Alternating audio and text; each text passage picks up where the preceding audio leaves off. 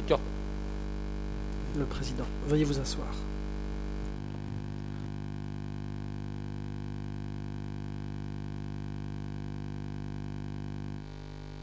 Reprise des débats.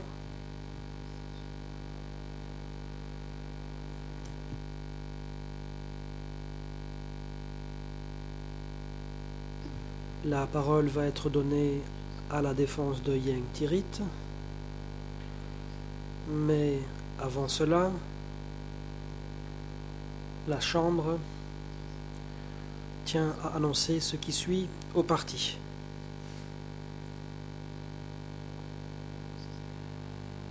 Le rapport médical daté du 29 août 2012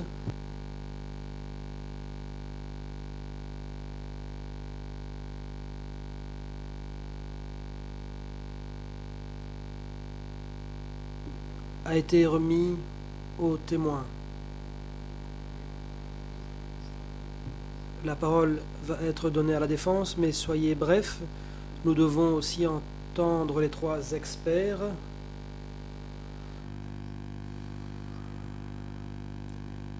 Et l'audience se poursuivra demain. Maître Ellis.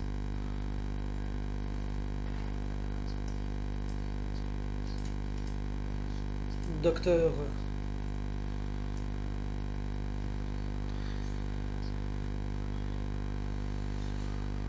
au moment où vous avez pris en charge Yang Tirit en février 2012, aviez-vous eu connaissance des rapports datés de novembre 2009 et établis par les docteurs Carr et Bundit? Réponse: je n'ai jamais vu ces documents auparavant. Question: d'après vous, pour quelle raison vous a-t-on demandé de prendre en charge Yang Tirit en tant que patiente en février dernier?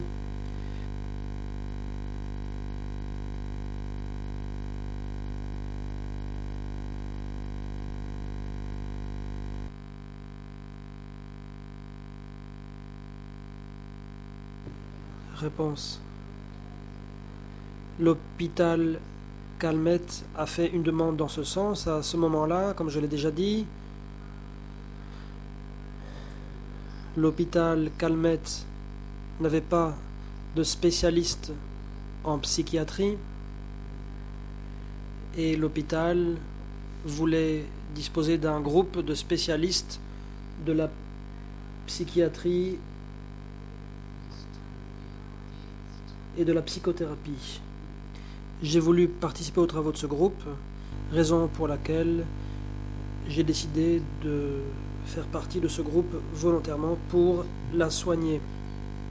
Question: les médecins de l'hôpital Calmette vous ont-ils dit que les professeurs Carr et Bundit avaient diagnostiqué des troubles cognitifs légers et une pensée paranoïaque en 2009?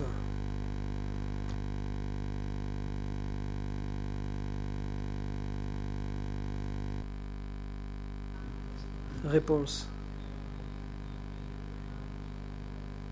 non, je n'ai reçu aucune information à ce sujet.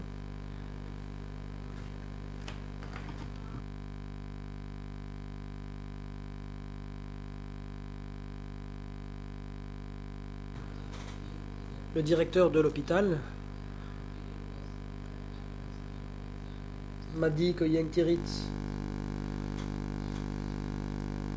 avait été prise en charge par un seul médecin, mais que dorénavant, elle serait suivie par un groupe de médecins. Et donc, on nous a demandé de la suivre. Question: mais saviez-vous que vous traitiez quelqu'un dont on pensait qu'il était atteint de déficience cognitive?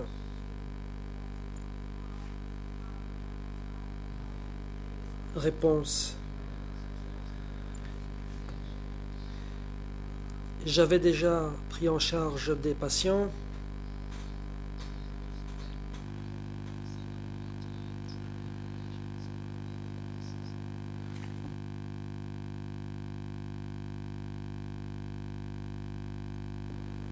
et je consacrais beaucoup de temps au quotidien à suivre des patients. Question. Au moment où vous avez commencé à prendre en charge Yang Tirit en tant que patiente, est-ce que vous saviez qu'un diagnostic lui avait été posé selon lequel elle était atteinte de déficience cognitive légère?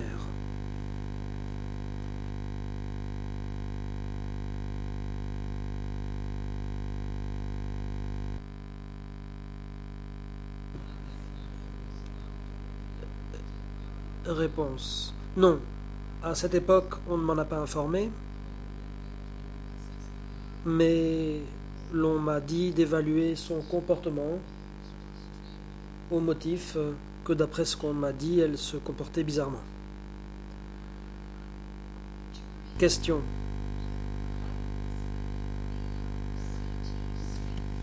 Au fil des ans, plusieurs scanographies cérébrales ont été effectuées sur Yang Tirit, tant avant que vous ne l'ayez prise en charge qu'après. Avez-vous vu des scanogrammes de ce type?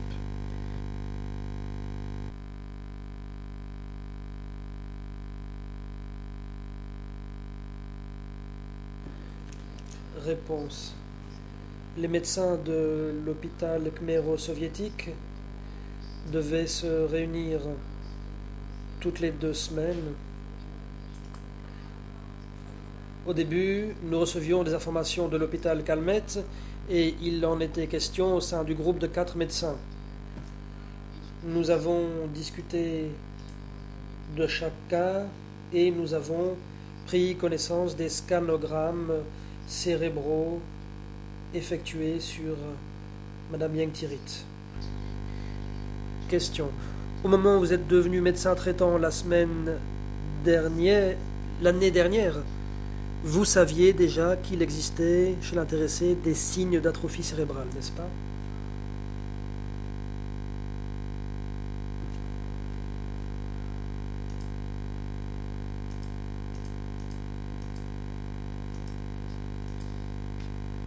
Réponse.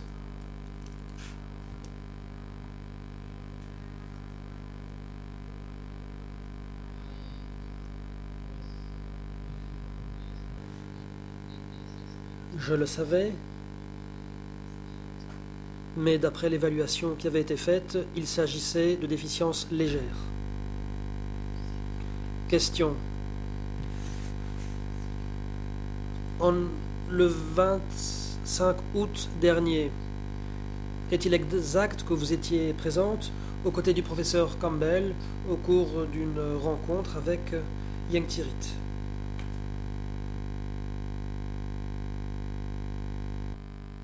Réponse.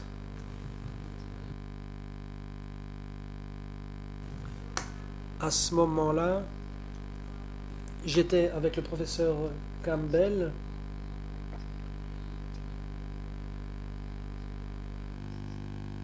et il a continué à s'impliquer jusqu'à ce que nous rendions finalement notre évaluation commune. Question.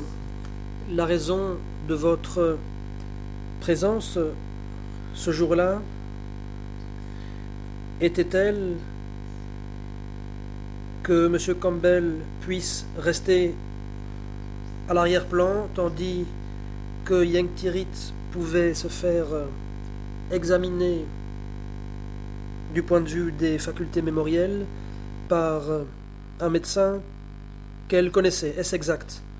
Réponse. Pouvez-vous répéter la question? Question.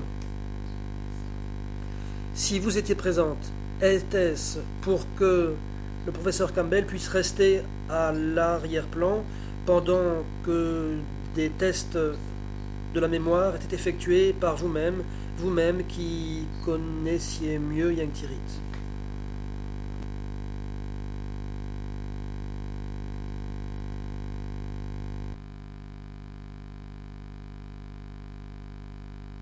Réponse. À ce moment-là, j'ai participé à l'évaluation.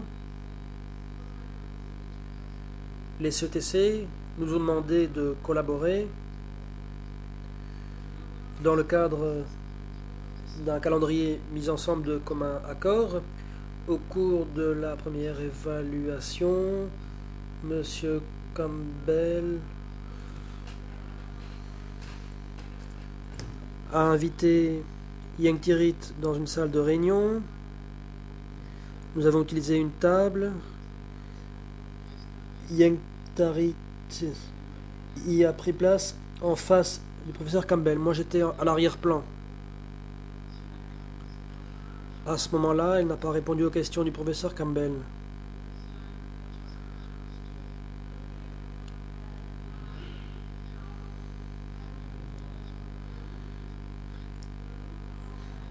Elle a dit qu'elle ne savait pas utiliser un stylo, et le professeur Campbell lui a demandé de dessiner quelque chose.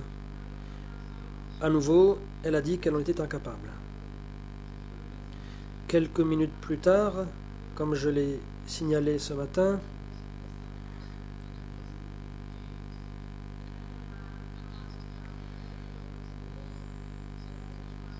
je lui ai demandé de dessiner quelque chose parce que j'étais présente, et à ce moment-là, elle a pu le faire.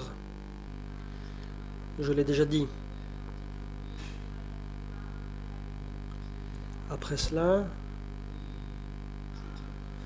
nous sommes allés voir les médecins traitants de mon groupe. Nous nous sommes entretenus un certain temps.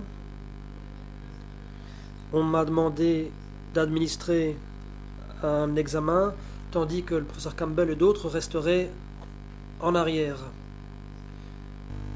L'examen a été effectué et les résultats ont été rassemblés. Question. Avant cela, je pense que vous aviez participé à une réunion par téléconférence avec le professeur Campbell et certains autres médecins. Pouvez-vous confirmer cela?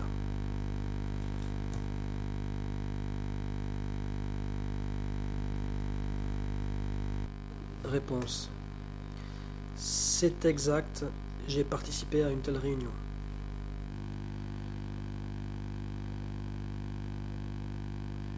Question.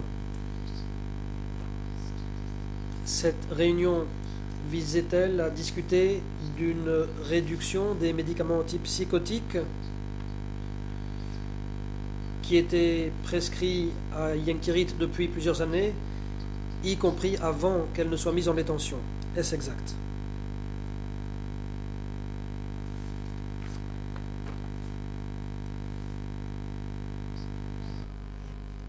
Réponse, c'est exact. Question. Durant cette discussion, le professeur Campbell a indiqué clairement que selon lui, les déficiences cognitives sous-jacentes étaient peut-être exacerbées par les médicaments antipsychotiques. Est-ce exact?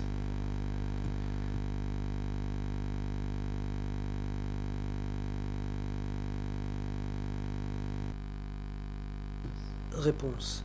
C'est exact. Question. Pouvez-vous confirmer que vous souhaitiez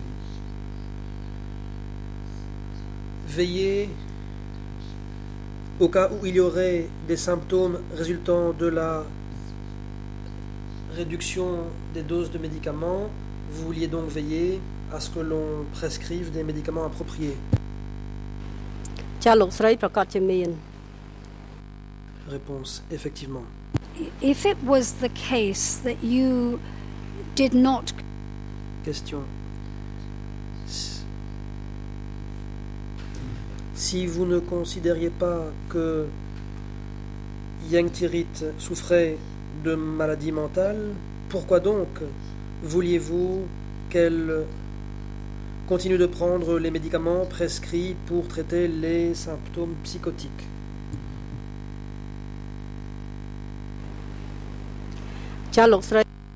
Réponse. À l'époque, nous avons discuté de sa médication.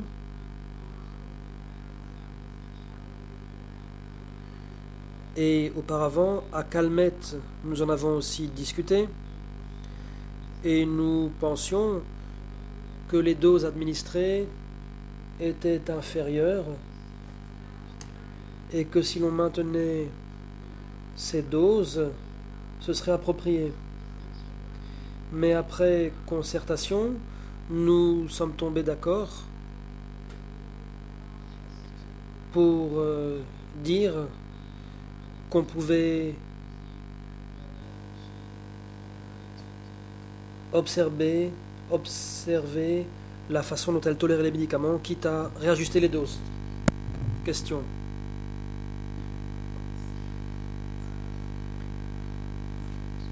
Vous pensiez que Yanktirit n'avait aucun problème de santé mentale.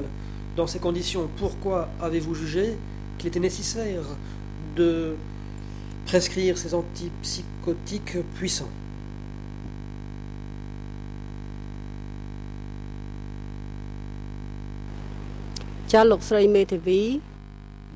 Réponse.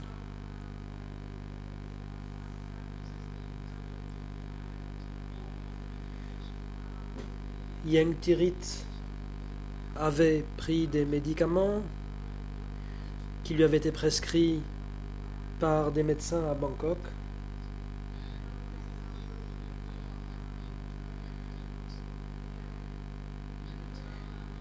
Et cela a eu des répercussions mentales pour Yanktirit. Parce qu'étant au centre de détention, elle est susceptible d'être angoissée ou stressée. Si nous avons administré ces médicaments,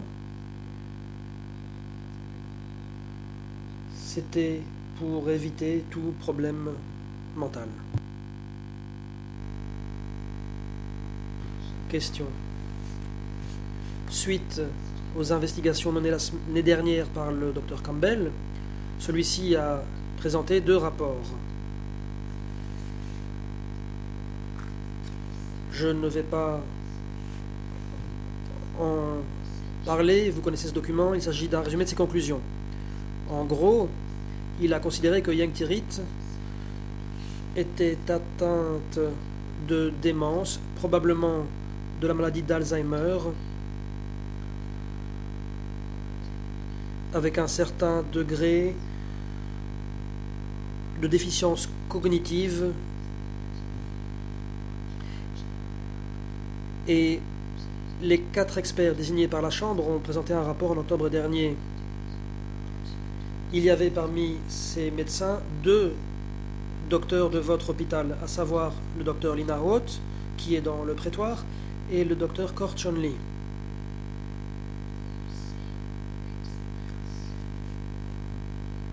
Ces mêmes experts ont présenté un autre rapport en janvier, le 26 janvier 2012,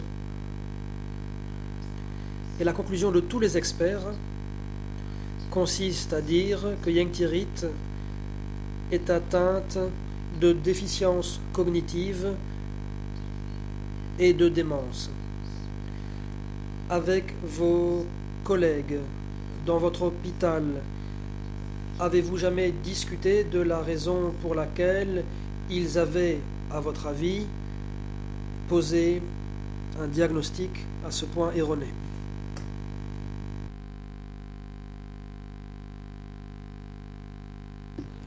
Réponse. Je n'ai pas participé au groupe qui a tiré ces conclusions.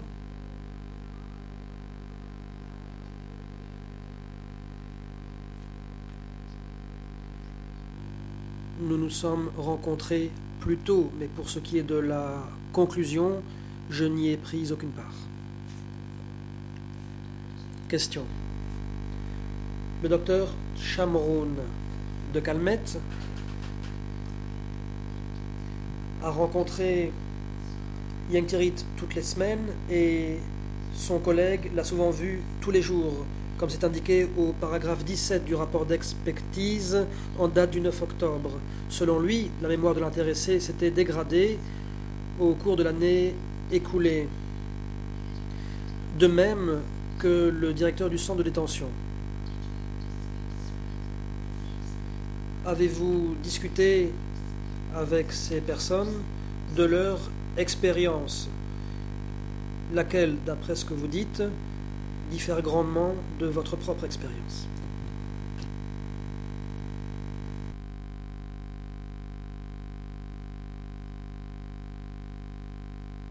Réponse. À l'époque, la conclusion a été tirée collectivement. Peut-être qu'il y avait une certaine divergence d'opinion avant que l'on participe à un groupe de travail collectif, mais les résultats étaient examinés et présentés collectivement, une fois que nous avions intégré le groupe. Question.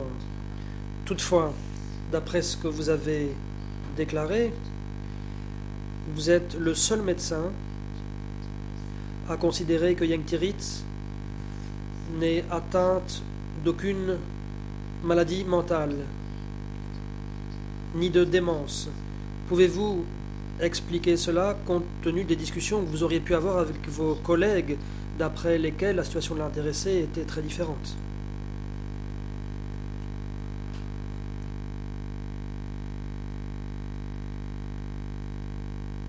Réponse.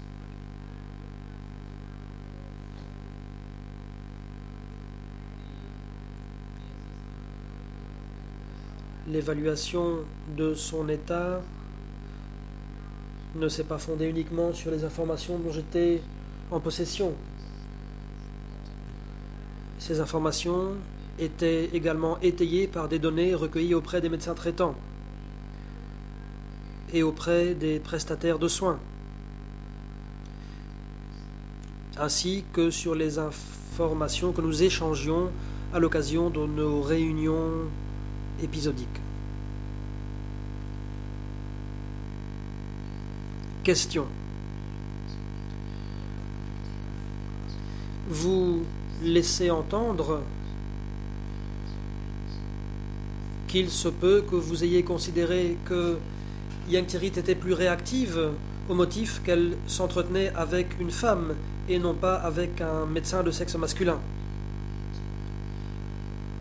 Saviez-vous que ces gardes de sexe féminin ont connu certaines difficultés au fil des ans par rapport à son comportement?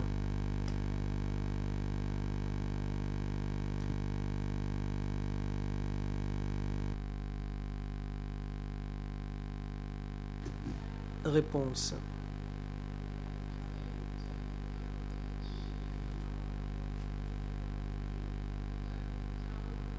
J'ai dit qu'elle était plus à l'aise avec un médecin femme.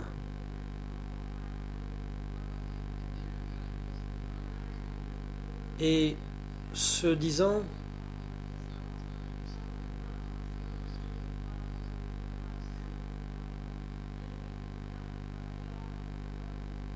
il y avait parfois des médecins hommes qui désiraient la rencontrer.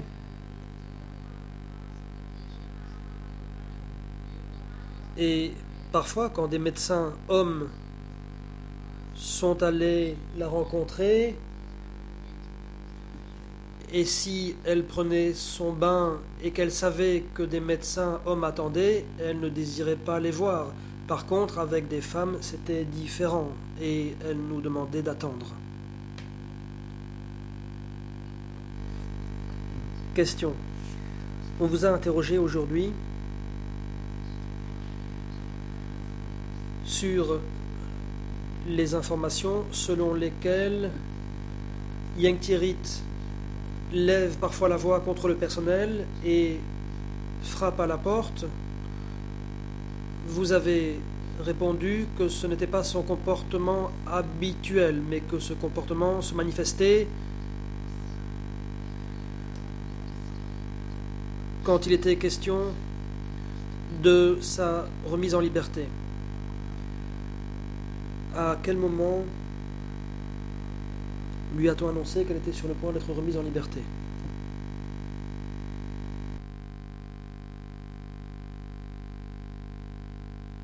Réponse. Le fait qu'elle frappe à la porte avec sa canne, eh bien, elle ne l'avait jamais fait auparavant. Elle maudissait certaines personnes, mais lorsqu'il a été question de sa mise en liberté, nous avons vu qu'elle s'habillait bien, et il y a eu un tel comportement, mais cela n'a guère duré. Ça n'a duré que peu de temps et ça ne s'est pas reproduit. Question. Vous dites donc que, d'après elle, elle était sur le point de quitter l'endroit où elle était? Est-ce que c'est ça que vous voulez dire? Parce que la Chambre n'a jamais rendu d'ordonnance selon laquelle Yang Tirit était sur le point d'être mise en liberté, en tout cas par ma connaissance.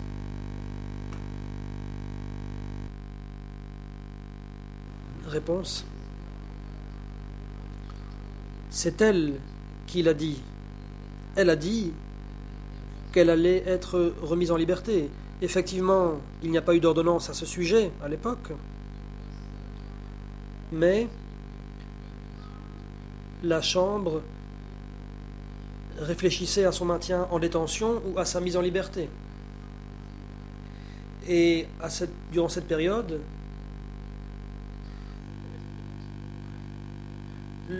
des membres du personnel du centre de détention m'ont dit qu'elle souhaitait partir. Question.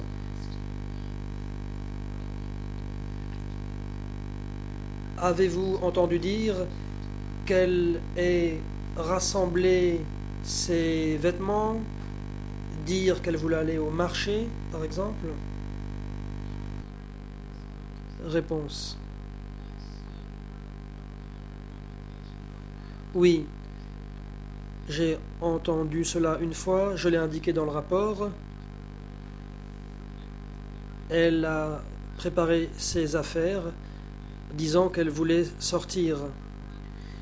Elle s'était bien habillée, je lui ai demandé pourquoi, et elle a répondu qu'elle attendait quelqu'un qui allait venir la chercher pour quitter. Question.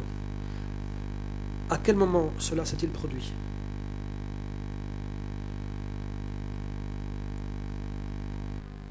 Réponse.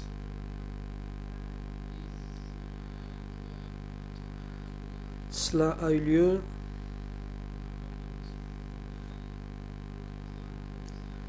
alors que j'étais venu l'examiner. Je ne sais plus à quel moment elle a utilisé sa canne pour frapper à la porte. Il s'agit d'informations que j'ai recueillies auprès du personnel du centre de détention. And did it have a... Question.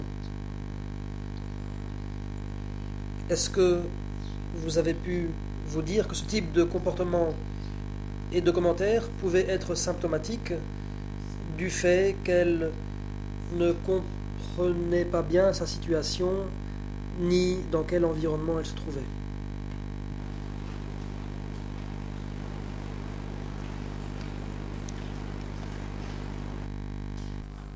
Réponse. Je regrette, mais je n'ai pas compris votre question. Pourriez-vous la reposer? Question.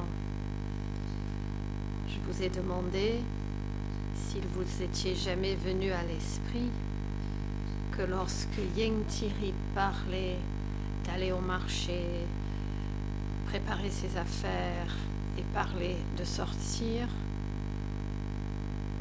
que ce comportement pourrait indiquer qu'elle ne comprenait pas bien sa situation?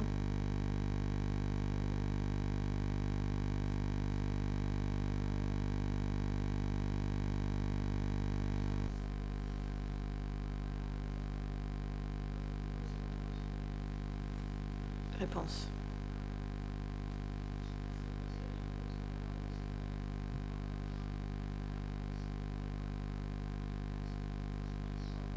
On pourrait dire qu'elle était dans une situation de plus en plus stressante Je ne sais pas comment elle a appris qu'elle allait éventuellement être libérée.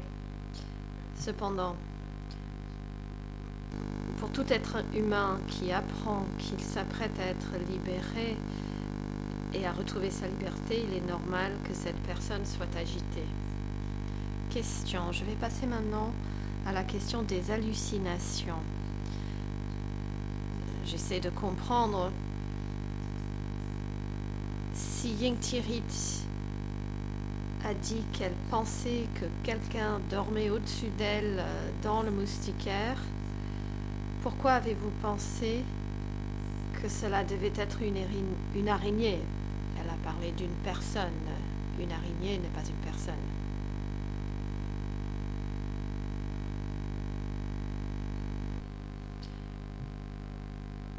Réponse.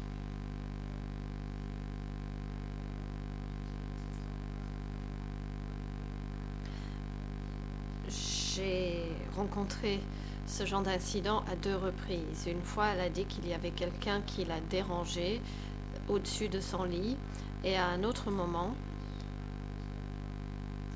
elle a dit qu'il y avait des enfants qui la dérangeaient et qui faisaient du bruit. Je lui ai demandé à cette occasion si elle entendait du bruit. Et elle m'a dit qu'elle l'entendait, qu'il faisait beaucoup de bruit et que cela la dérangeait. Elle a montré la fenêtre du doigt.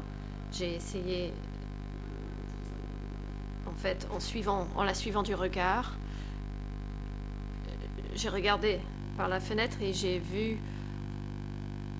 que des infirmières discutaient entre elles à l'extérieur de la pièce. Question. Vous avez dit qu'en administrant l'un des examens, Yingtirit a fait un dessin et a écrit un nom. Où se trouve ce papier?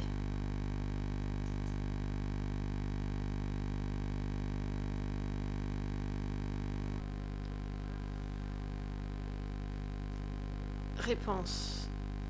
Je n'ai pas conservé ce papier. Elle a fait le dessin et elle a écrit quelque chose. La première fois, c'était en présence du professeur Campbell et le papier appartenait au professeur Campbell. La deuxième fois, elle a bien dessiné le schéma, mais je n'ai pas conservé le papier dans mon rapport. Tout ce que je voulais savoir, c'est si elle était capable de tenir le stylo et de reconnaître le stylo. Question. Le mini-examen de l'état mental qui a été utilisé est un examen qui est reconnu au niveau mondial et qui est normalisé afin d'évaluer avec précision des niveaux de compréhension cognitive. Avez-vous reçu une formation quelconque à la modification de ce genre d'examen? Réponse. En matière des examens normalisés, j'ai étudié les différents détails des examens et leurs différentes étapes, mais je n'ai pas reçu de formation formalisée. Ce sont des examens que nous utilisons dans le cadre de notre pratique professionnelle. Par exemple, des patients hospitalisés ne comprenaient pas les instructions dans le cadre de l'examen, donc nous avons dû les modifier légèrement pour permettre aux patients de les comprendre. Mais nous avons respecté le contenu de l'examen. Question. Et une dernière question.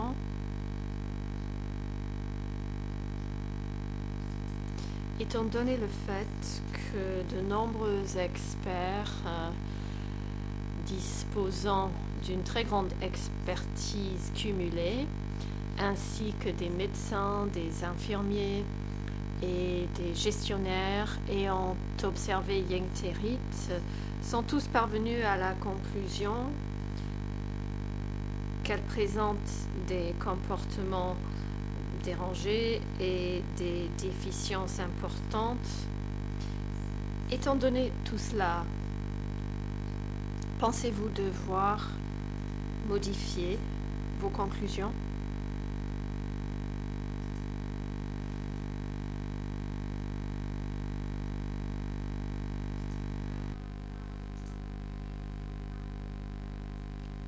Réponse. Les évaluations effectuées par les médecins ou par des infirmiers ne m'ont pas été communiquées sous forme de rapport qui indiquait que Mme Yengterit souffrait de démence. Maître Ellis, merci Monsieur le Président. Je n'ai plus de questions. Le Président, je vous remercie et je cède la parole à l'accusation.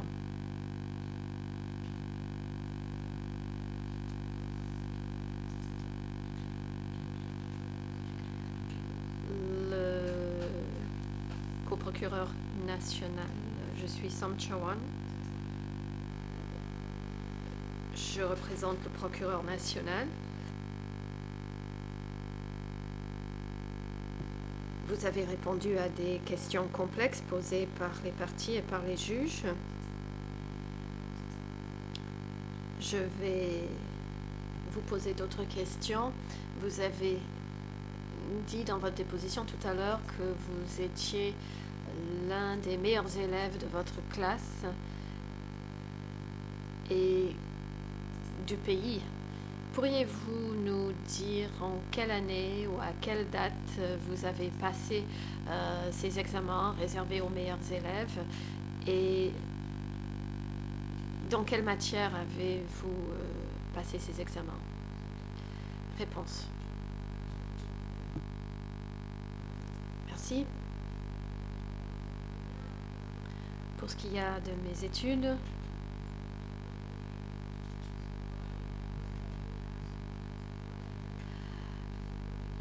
je pense que j'étais une très bonne élève en matière de mathématiques et de façon générale, je m'en sortais très bien en informatique aussi. J'étais intelligente et j'avais de très bons résultats lorsque j'étais au lycée.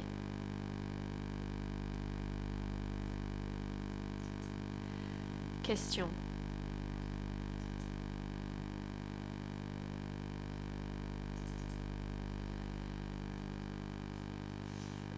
Vous avez dit que lorsque vous avez passé les examens à la fin de votre scolarité secondaire, que vous étiez première de votre classe?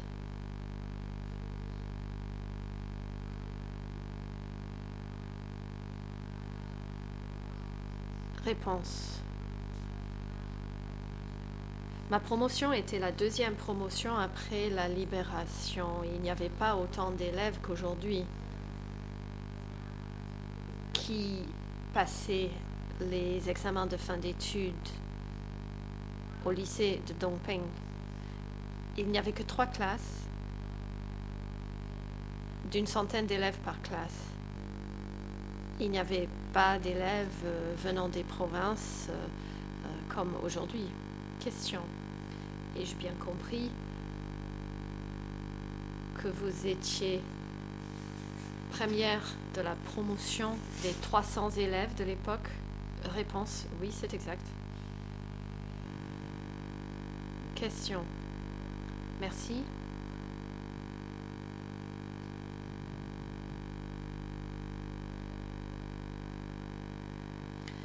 J'aimerais parler maintenant de votre profession et de votre expérience.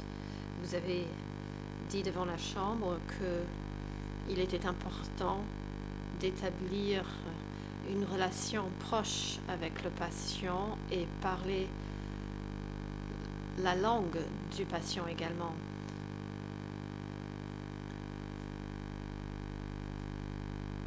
Pouvez-vous nous expliquer en détail comment créer une relation et parler aussi de l'importance de parler sa langue? Réponse.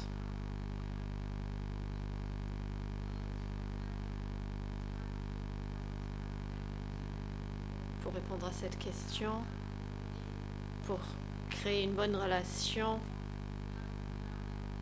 avec le patient, il faut étudier son comportement dès les premiers contacts.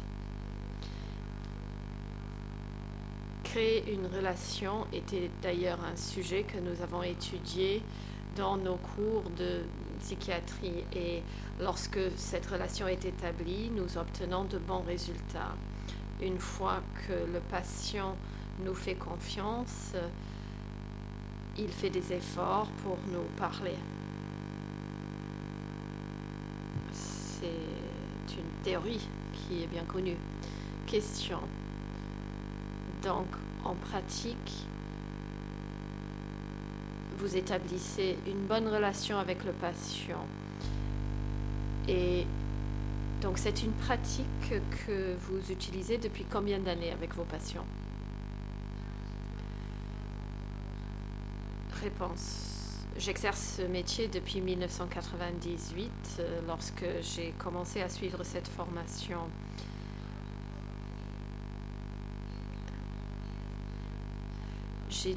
À cette époque, j'ai dû apprendre sur le terrain. Aujourd'hui, j'enseigne aux étudiants à l'université, à la faculté de psychologie, et j'explique aux étudiants qu'il est important de créer une relation avec les patients avant de passer aux examens. Question.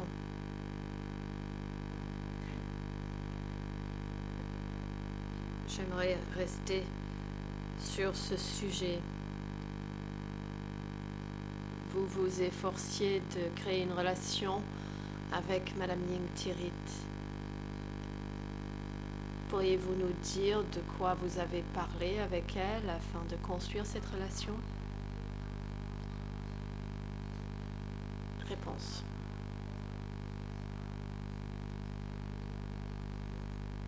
Nous avons appliqué la théorie et la pratique. Tout d'abord, il faut se présenter de façon conviviale aux patients, dire d'où on vient, pourquoi nous sommes là, pourquoi nous sommes venus la voir. Il faut lui dire très poliment d'où nous venons, quelle est notre spécialité et pourquoi on est là. Et en ce faisant, nous gagnons la confiance du patient. Après ces salutations et ces introductions, nous passons à la phase suivante, c'est-à-dire de se renseigner sur son bien-être.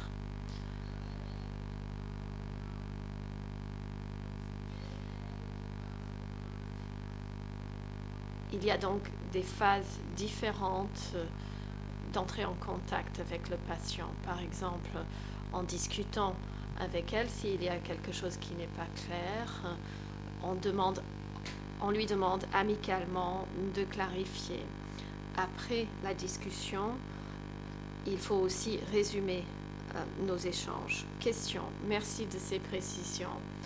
En construisant une relation avec vos patients, d'après votre expérience auprès d'autres patients, pensez-vous qu'il est très efficace de construire une relation préalable avec les patients et notamment avec les patients âgés et avec des patients comme Madame Nying Thirith, détenus dans un centre de détention?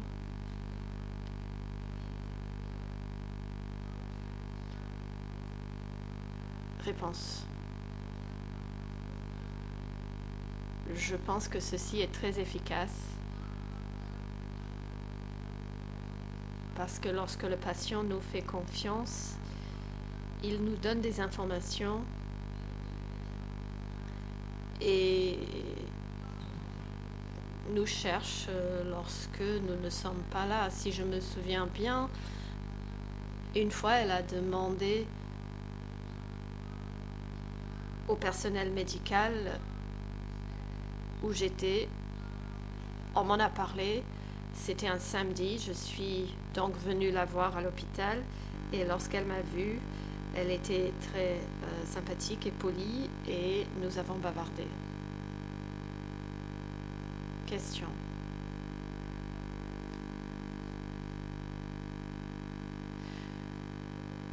Vous dites que au début de vos échanges, vous vous présentez, vous expliquez votre métier et pourquoi vous êtes venu voir le patient. Pourriez-vous nous dire si vous êtes obligé de renouveler ce processus à chaque rencontre avec le patient? Réponse.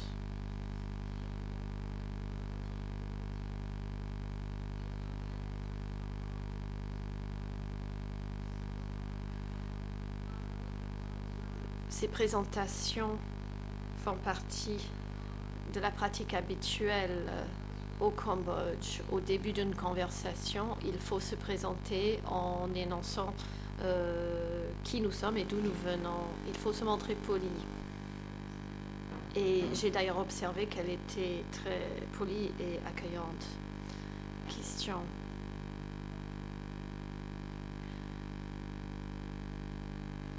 Lorsqu'elle vous rencontrait, est-ce qu'elle se rappelait votre nom et votre fonction?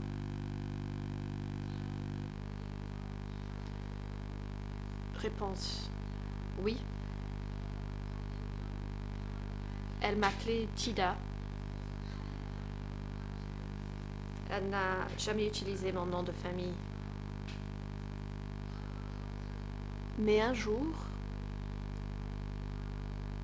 elle s'est saisie de mon badge et elle l'a lu et elle a été en mesure de prononcer mon nom en entier. Question.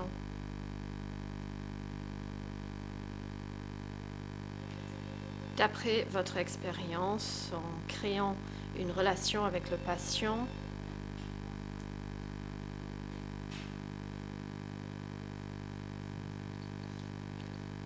en tant que psychiatre de sexe féminine, si vous construisez une relation avec un patient masculin, y a-t-il des différences dans les relations et les rencontres avec des patients hommes et femmes? Réponse. De façon générale,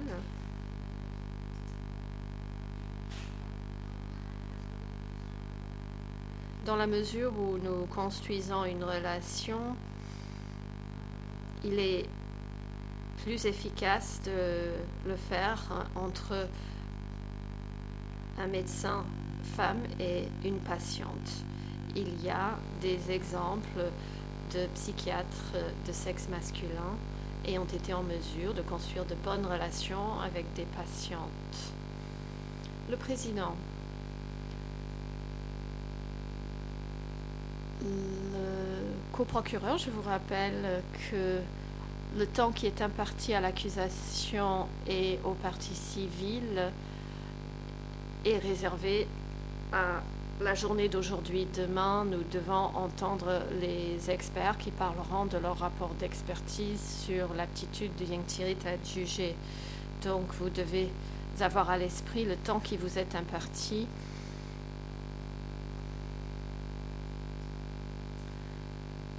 La Chambre est d'ailleurs sensible au fait que les experts ont un planning très chargé et ne pourront déposer devant la Chambre que demain.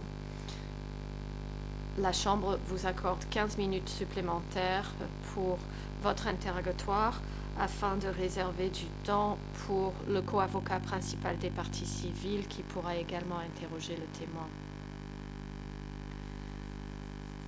Le coprocureur. Merci, Monsieur le Président.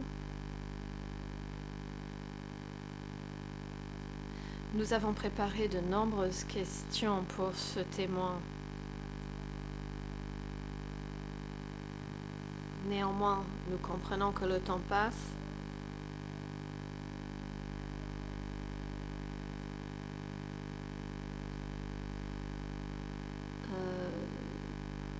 Si possible, nous serons peut-être contraints de demander une prolongation à la Chambre. Madame le témoin, vous avez mentionné le score de l'examen que vous avez administré. C'était un score de 24 sur 30. Est-ce que vous vous en tenez à ce chiffre? Pensez-vous que ce score demeure valable? Réponse. Oui, je m'en tiens à cet examen et au résultat. L'accusation, merci.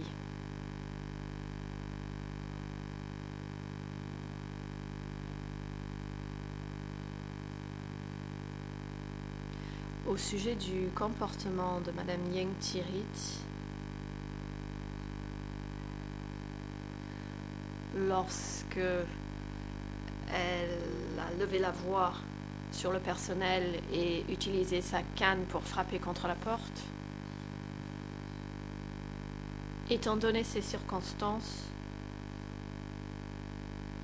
pensez-vous que cela était dû à son âge avancé ou dû à une maladie quelconque? Réponse. Il y avait deux possibilités. Premièrement, cela a pu être causé par le stress qu'elle subit du fait d'avoir été détenue pendant très longtemps. Deuxième possibilité, c'est qu'elle avait envie de sortir du centre de détention et c'est pour cela qu'elle a frappé contre la porte. Mais elle n'a pas frappé la télévision à l'intérieur du centre de détention. Question.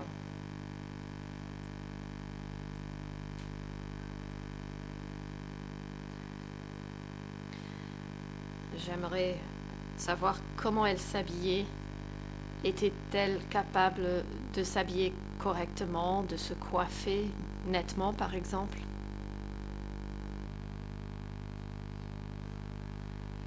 Réponse.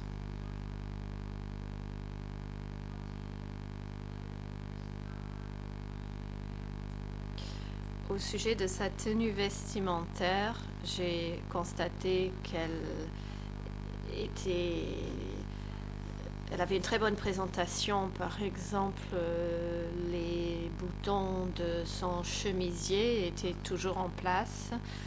Lorsqu'elle m'a rencontrée, elle souhaitait se peigner les cheveux et elle m'a demandé si j'avais une peigne parce qu'elle voulait se coiffer. J'ai donc observé que c'était quelqu'un qui prenait soin d'elle et de son apparence et de sa tenue vestimentaire dont elle demeurait consciente. Question. Vous avez également dit dans votre déposition aujourd'hui l'avoir rencontrée dans sa cellule au centre de détention. Vous avez dit ne pas avoir remarqué de mauvaise odeur dans sa cellule.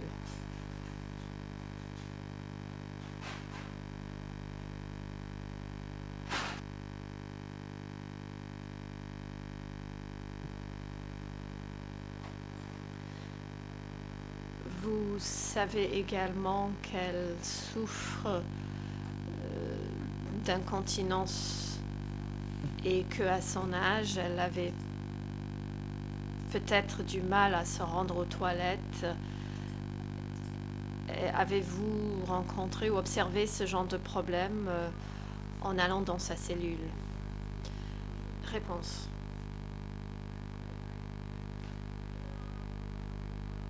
Je n'ai jamais observé cet aspect. À chaque fois que je l'ai rencontrée, elle s'était déjà douchée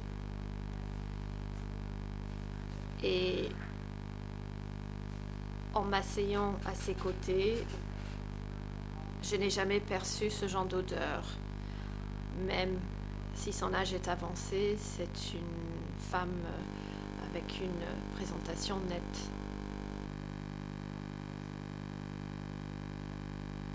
Question.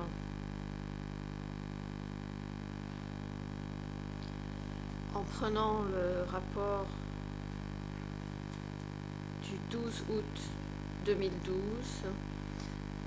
et un autre rapport que vous avez rédigé dans la même année, vous parlez de sa mémoire en disant qu'il y a... l'interprète se reprend. Si on lit ces deux rapports, il n'y a pas d'évolution importante entre les deux rapports. Sur la base de vos échanges avec elle, que vous a-t-elle raconté concernant son passé?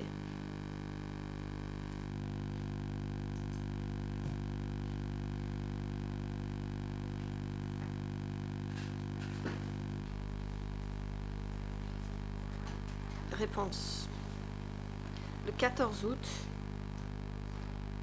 en raison des contraintes de temps, je devais rencontrer la Croix-Rouge internationale avant d'y aller, donc je suis arrivée assez tard. Je me suis empressée pour la rencontrer. Je n'ai pas posé beaucoup de questions concernant son passé. J'ai posé des questions assez directes. Le président intervient. Le coprocureur est prié d'éviter des questions répétitives. Si vous posez beaucoup de questions répétitives, vous ne serez pas autorisé à demander un temps supplémentaire car vous perdez du temps. Le coprocureur, merci. Dr. Chaktida.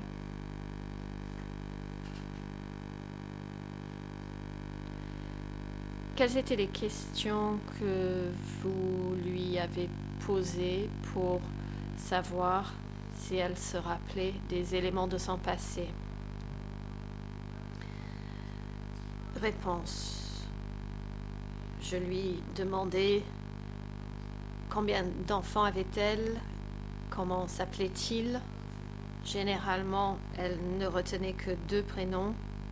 Il y en avait un qu'elle avait oublié. Elle me parlait aussi de ses petits-enfants qui venaient lui rendre visite.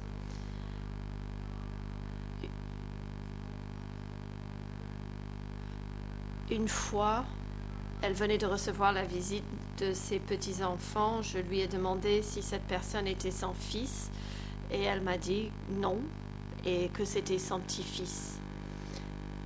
Et qu'elle lui avait demandé de partir parce qu'un médecin venait la voir. J'ai quelques questions concernant des informations générales. Est-ce que vous auriez obtenu auprès des gardes, est-ce que les gardes vous ont dit si Yang Thierry lisait le journal dans sa cellule et le cas échéant, quels journaux? Réponse. Je ne lui ai pas posé la question, mais une fois, comme je l'ai indiqué dans mon rapport, je l'ai vue alors qu'elle préparait son sac. Je lui ai demandé ce qu'elle faisait. Elle m'a dit qu'elle préparait des documents. Elle m'en a donné lecture en français. Effectivement, je comprends le français. Et son français était bon. Question. Vous avez dit qu'elle vous a lu un texte en français. Quel genre de texte? Réponse. Je n'ai guère accordé d'attention au thème du texte. Mais il s'agissait d'une information. Elle avait plié plusieurs pages de documents et tout ce qui m'a intéressé, c'est de voir dans quelle mesure elle pouvait lire un texte en français. Question. En plus de la lecture de journaux ou d'autres textes, lui avez-vous jamais demandé si elle regardait les informations à la télévision et le cas échéant, quel type d'informations? Par ailleurs, est-ce que vous avez obtenu ce type de renseignements auprès des personnes qui se trouvent auprès d'elle? Question, ou plutôt réponse. Non, je n'ai jamais essayé de savoir si elle regardait la TV, quel type d'émission, mais je sais qu'elle regarde la télévision et qu'elle lit des journaux. Question. Je vais aborder un autre thème. Il s'agit du mini-examen de l'état mental. Vous avez dit que vous avez dû ajuster ce test en même temps. Vous avez dit que ce test est demeuré fiable. Est-ce que vous confirmez cela? Réponse.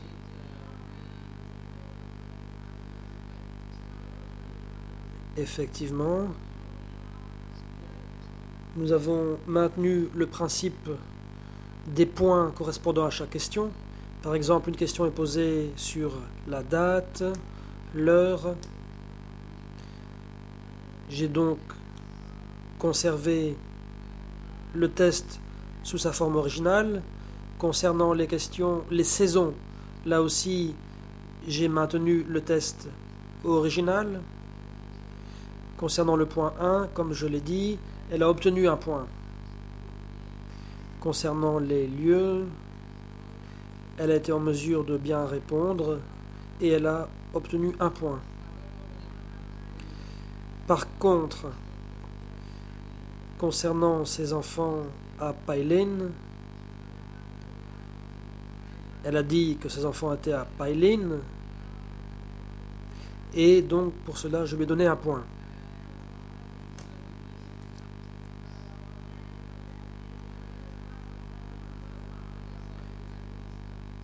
Par rapport aux trois éléments, la personne qui administre l'examen doit faire une sélection. Par exemple, on ne peut pas poser en même temps une question sur une table et une chaise. Il faut que les objets appartiennent à des catégories distinctes. Question. Vous avez dit à la chambre que la communication avec les patients était très importante, car cela vous aidait à instaurer, ou plutôt, se reprend l'interprète, à obtenir la coopération des patients. Si vous n'arrivez pas à instaurer cette communication et cette coopération avant d'administrer un test, que se passe-t-il? Réponse. Comme je l'ai déjà dit,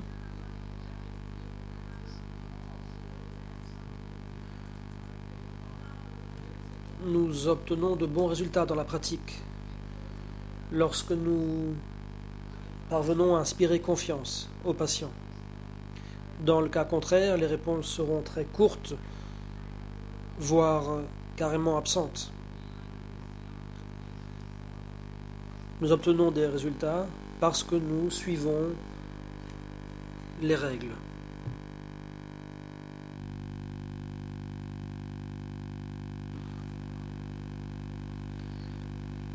Le coprocureur. Merci, docteur Tokchida. J'en ai terminé. Le président.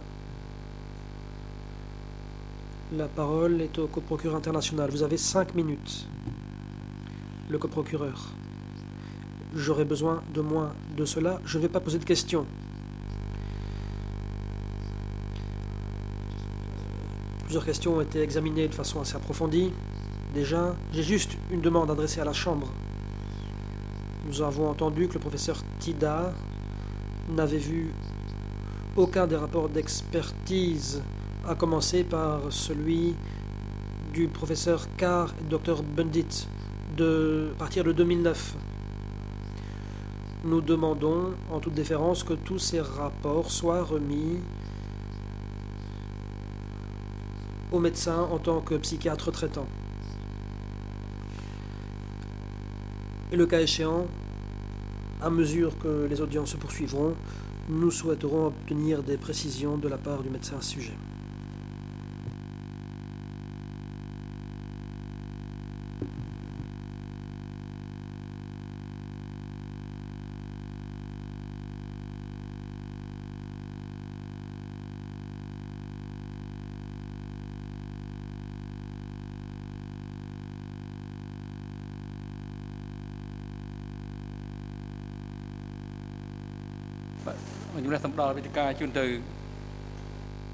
Le président. À présent, la parole va être donnée aux co-avocats principaux pour les parties civiles qui auront l'occasion de poser des questions au docteur, le cas échéant. Maître Pikang. Bon après-midi, Monsieur le Président, Mesdames, Messieurs les juges. Bon après-midi à toutes les personnes ici présentes.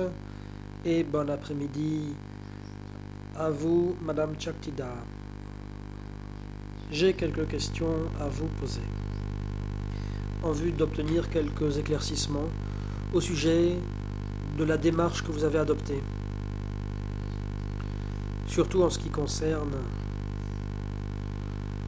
les tests que vous avez effectués. Vous dites que vous avez dû modifier certaines questions figurant dans ce test. Avez-vous consulté d'autres médecins avant de procéder à ces changements?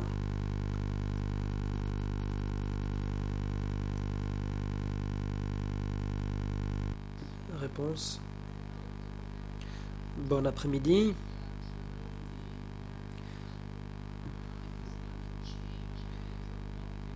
Ce n'est pas vraiment une modification à laquelle j'ai procédé. Il s'agit plutôt d'un ajustement. J'ai voulu donner au test suffisamment de souplesse compte tenu des circonstances. Ce test a dû être administré en consultation avec d'autres médecins. Par exemple, lorsque nous discutons du cas d'un patient, ces discussions se font dans le cadre d'une formation ainsi qu'avec des médecins étrangers. Nous en discutons une fois par mois et pas uniquement dans le cas de Madame Yengtirit. Nous avons eu aussi des discussions concernant le cas d'autres patients. Question. Vous avez donc consulté des confrères cambodgiens.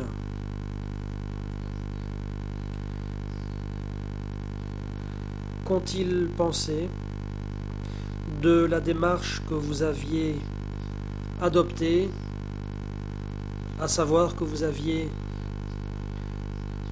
ajusté le test? À leur avis, est-ce que ces ajustements étaient judicieux? Réponse. Concernant la souplesse avec laquelle nous posons des questions aux patients, voici ce que j'aimerais préciser. Premièrement,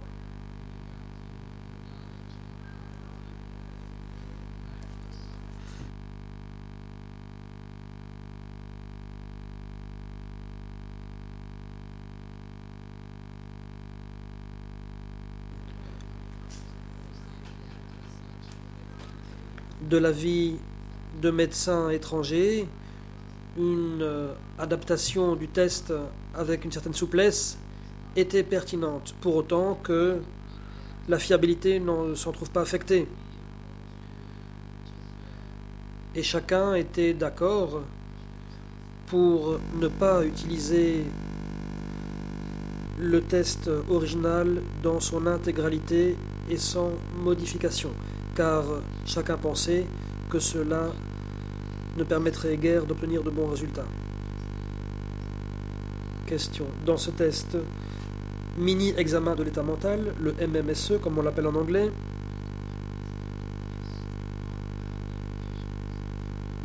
ce test, vous l'avez appliqué à des patients cambodgiens. Ce test a-t-il été efficace?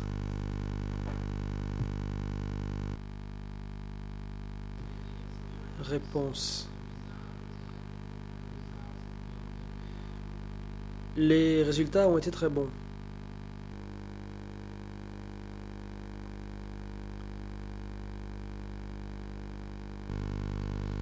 Question. Il y a peut-être ici une certaine confusion dans la question que je vous ai posée. En tout cas, je n'ai pas obtenu la réponse que je recherchais.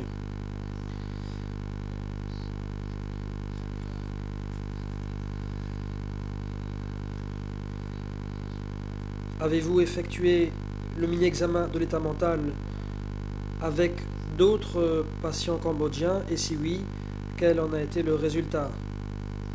Est-ce que cet examen s'est révélé efficace? Réponse.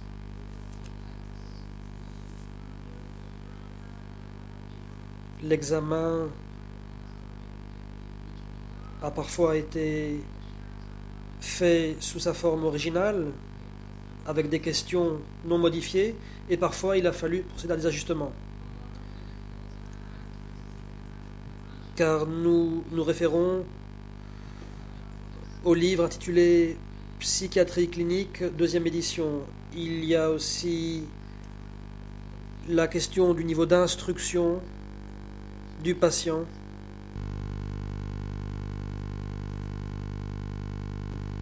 Question. Dernière question.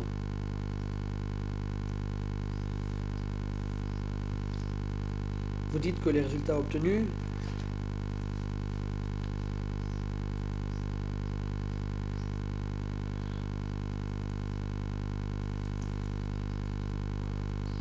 avec Yang Tirith dans le cadre de cet examen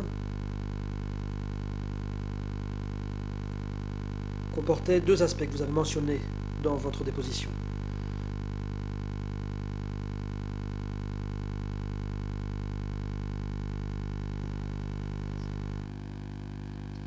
De quelle façon avez-vous porté les résultats de cet examen à la connaissance d'autres médecins ou experts?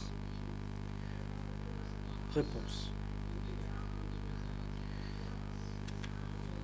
Les résultats des examens, en général, nous en discutons entre nous.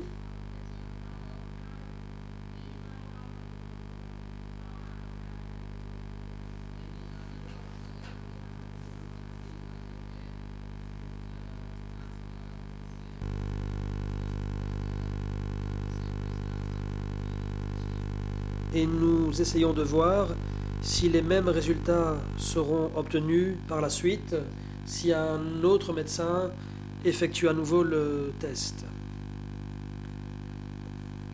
La partie civile, merci, j'en ai terminé. Si, en ce qui me concerne, ce sera vraiment très très court puisque pour cette fois, côté international, je m'abstiendrai volontairement de toute question à ce témoin. Merci.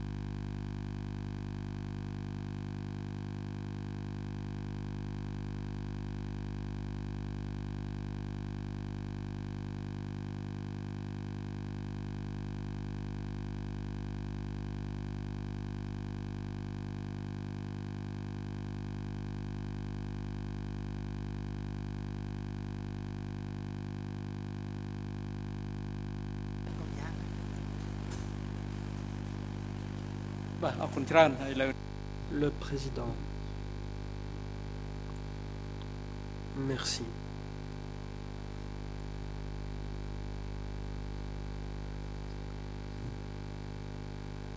Le coprocureur a demandé à la Chambre que le rapport d'expertise soit remis au docteur Chaktida.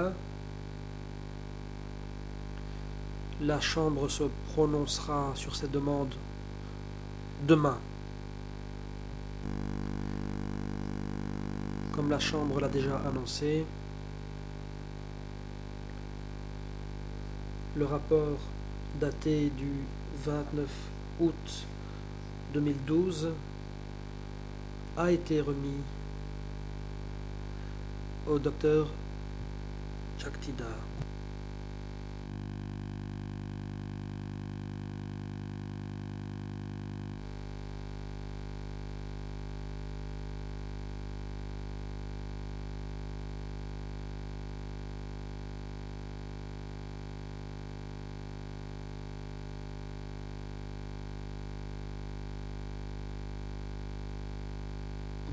L'audience touche à son terme. Les débats reprendront demain à 9 h du matin. La Chambre continuera d'entendre la présentation du rapport ainsi que la déposition des 3 experts.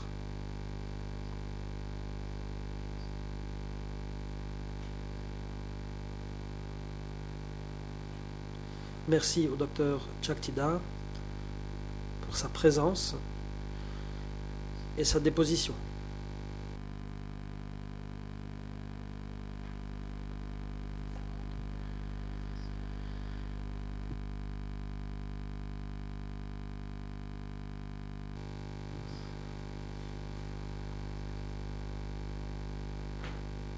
Le docteur a été cité à comparaître à la dernière minute, mais malgré cela, elle est venue et a fait de son mieux pour répondre à toutes les questions qui lui ont été posées.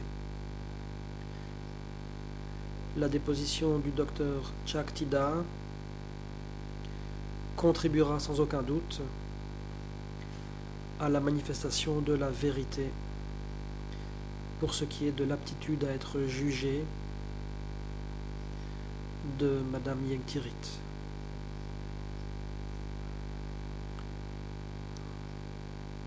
Votre déposition étant terminée, Madame, la Chambre n'aura pas besoin de votre présence demain. Vous pouvez à présent disposer.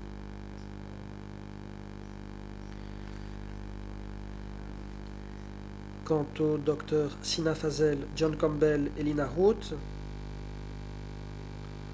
leur déposition n'est pas terminée.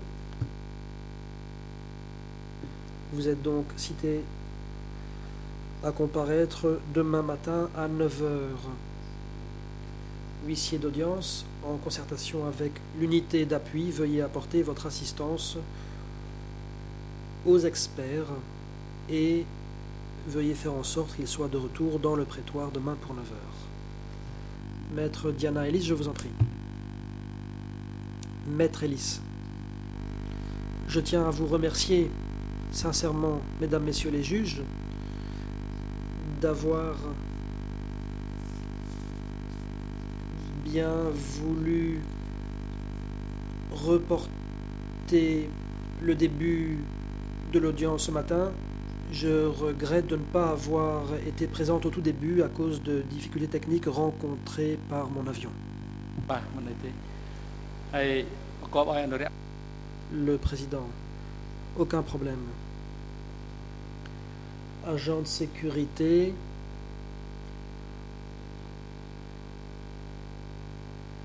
Veuillez reconduire Yengsari et Yengtirit au centre de détention et les ramener demain dans leurs cellules temporaires respectives.